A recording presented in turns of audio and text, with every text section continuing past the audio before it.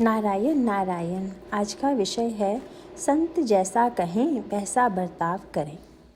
जिस स्थिति में भगवान रखता है उसमें हमें आनंद मानना चाहिए। गृहस्थी में जो दुख आता है उससे दुखी नहीं होना चाहिए। हम जब जीवन में समाज में बर्ताव करते हैं तब कभी यह सोचते हैं कि मेरे हिस्से में कितना आया है। हम हमेशा मेरा मेरा कहते हैं। दुख का असली कारण यही है कि प्राप्त करने और कराने की लालसा बढ़ती रहती है। यह लालसा कम करने का एकमात्र उपाय है भगवान का अखंड नाम स्मरण करना। मैं भगवान का ही हूँ, अपना नहीं हूँ, यह भावना रखकर बरतना चाहिए।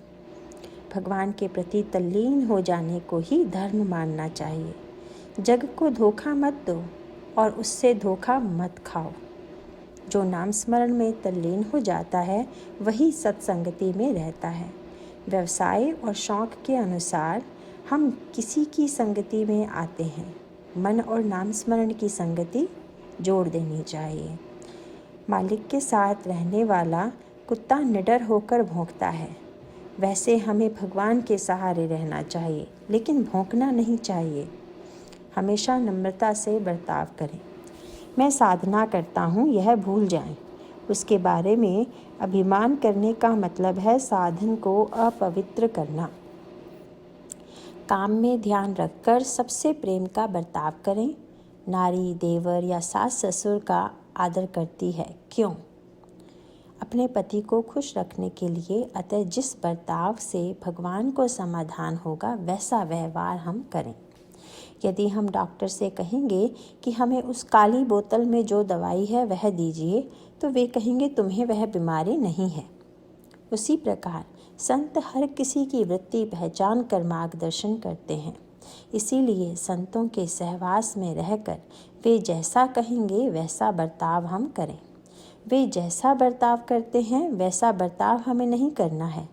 हमें तो उनके हाथ में हमारे जीवन रूपी पतंग का धागा देना है और बिल्कुल निश्चिंत होना है। हमें गुरु के कहने के अनुसार साधन करना है। वे तो साधन करते समय हमें मार्ग दिखाने के लिए मार्ग में खड़े ही हैं। जहाँ दो रास्ते फूट पड़ते हैं वहाँ एक पंढरपुर की ओर और दूसरा गोंदवले की तकती है। उसी प्रकार साधन में रहकर जहाँ दो रास्ते फूट पड़ते हैं वहाँ तक हम आ जाएं, वहाँ गुरु खड़े हैं ही। लेकिन कुछ न करते हुए भविष्य में क्या, ऐसा पूछने से क्या लाभ? संतों को ही वेदों का सही अर्थ ज्ञात हुआ है। उन्होंने हमको वेदों का सही अर्थ बताया। यह हमारे ऊपर उनके कितने उपकार हैं। इसीलिए हमें वेदाध्ययन करने का कोई कारण नहीं है।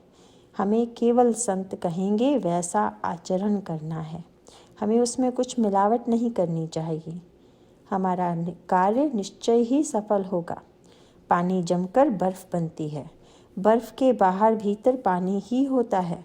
वैसे ही भगवान के प्रेम से जो तराबोर है उसे संत कहते हैं।